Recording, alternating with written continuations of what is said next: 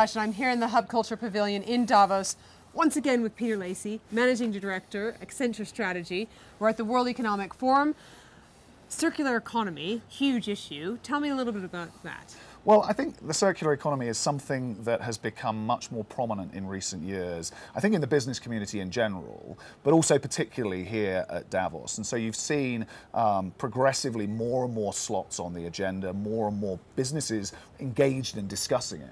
I mean, the circular economy at one level, you know, it's a good term, but then you say, well, what does it really mean? Yeah. And I think it really means the idea of decoupling growth from natural resource constraints, from environmental impacts. So it's a very pro-business agenda. It's a very pro-market agenda. It basically says, how do we produce the goods and products that we want, but just we do it with less stuff, taking less wood, less materials, less, you know, and creating less waste. And actually, one of the things that I've also been doing here this week is launching my new book, which is going to be called, it's going to be out later in the year, so it's also a pre-launch, if you like.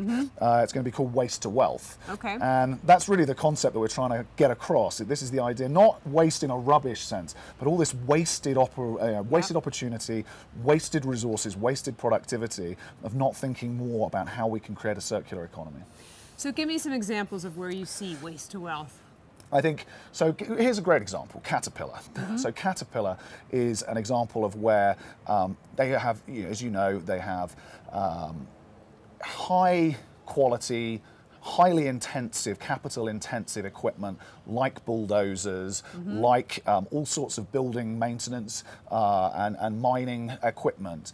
Now this is extremely expensive stuff, huge amounts of metal, parts, technology embedded. And actually what they've managed to do is to set up a business that now is a multi-billion-dollar business, which instead of selling new diggers, selling new bulldozers, they actually refurb old ones. And they've designed those products for much longer life cycles because they've designed without the idea of obsolescence. And their business model allows them to sell less, but actually to do more and to make money.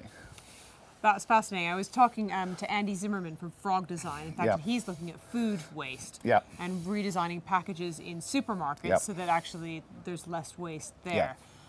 Give me another example. I love this. So I'll give you another example which I think is very poignant. So one of the other things I've been doing this week, I've been the co-chair of the world's first Global Circular Economy Awards. This is a World Economic Forum, Young Global Leader initiative. It's called the Circulars. It's a bit tongue-in-cheek. It's meant to be a little bit like the Oscars for business, celebrating business innovation on the circular economy. We had a fantastic gala dinner in the World Food Programme tent on Tuesday. And to your question about another example, the company that won the overall large business award was Dell. And we had Michael Dell come in and he picked up the award. Really, really fun night and really trying to put circular economy on the front foot. Now, what was Dell doing?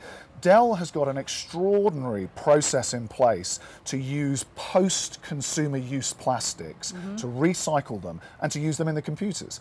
On top of that, it's doing amazing things with packaging, extraordinarily using mushrooms, using fungus in its packaging in order to be biodegradable. So you really do have this sense that actually we're creating both biocycles, so in that sense, and technical cycles, plastics, and also, in this case, mushrooms, making packaging more sustainable.